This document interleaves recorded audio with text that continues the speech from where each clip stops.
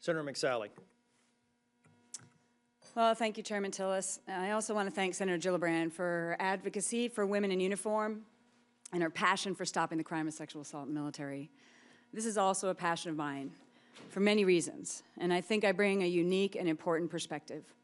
My drive to fight against sexual assault in the ranks is not from the outside looking in, and it is deeply personal. First, for 2 years, I was honored to be a fighter squadron commander in the United States Air Force. Command is the most impactful duty one can have directly on the lives of servicemen and women and their families. I was greatly privileged to prepare and then lead my amazing airmen in combat, which is the apex responsibility of any warrior leader. Military commanders are placed in a position of authority and responsibility like none in civilian life. They are not like CEOs or managers or any other supervisor.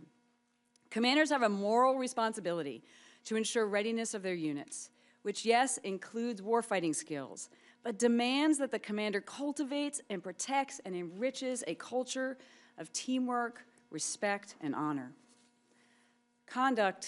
Any conduct that degrades this readiness doesn't just harm individuals in the ranks, it harms the mission and places at risk the security of our country. Commanders also have a covenant with the men and women under their command, the 1% who volunteer to serve in uniform. They're asked to follow lawful orders that could risk their lives for the mission. In return, it's the commander's responsibility to surround their people with a climate of integrity, discipline, and excellence. During my 26 years in uniform, I witnessed so many weaknesses in the processes involving sexual assault prevention, investigation, and adjudication. It motivated me to make recommendations to Air Force leaders. It shaped my approach to command as a commander, and it informed my advocacy for change while I remain in the military and since I've been in Congress. We've come a long way to stop military sexual assault, but we still have a long way to go. When I first entered the Air Force Academy in the 9th class with women, sexual harassment and assault were prevalent. The victims mostly suffered in silence. It took too many years and too many lives ruined. But thanks to the bravery of some survivors like those on our first panel today, significant change has happened.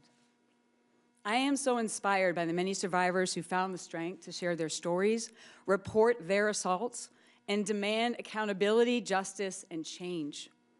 It's because of you that a light has been shined on this silent epidemic, and so many improvements have been made, including more than 100 legislative actions over the last decade on all aspects of military sexual assault. So, like you, I am also a military sexual assault survivor. But unlike so many brave survivors, I didn't report being sexually assaulted. Like so many women and men, I didn't trust the system at the time. I blamed myself. I was ashamed and confused. I thought I was strong, but felt powerless. The perpetrators abused their position of power in profound ways. And in one case, I was preyed upon and then raped by a superior officer. I stayed silent for many years, but later in my career, as the military grappled with scandals and their wholly inadequate responses, I felt the need to let some people know I too was a survivor.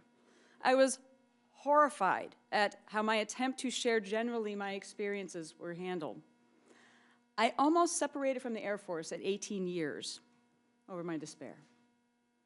Like many victims, I felt the system was raping me all over again.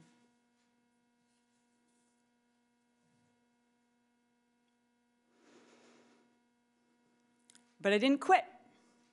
I decided to stay and continue to serve and fight and lead, to be a voice from within the ranks for women, and then in the House, and now in the Senate.